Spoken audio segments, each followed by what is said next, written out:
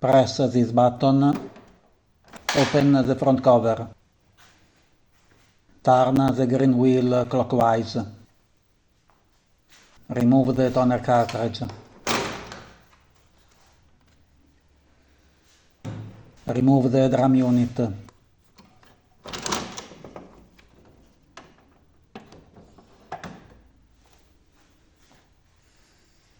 This is the drum unit. Install the new drum unit.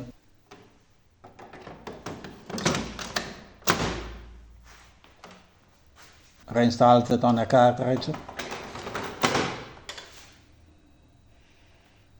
Turn the green wheel counterclockwise. Close the cover. The work is done. There is no need of reset procedures.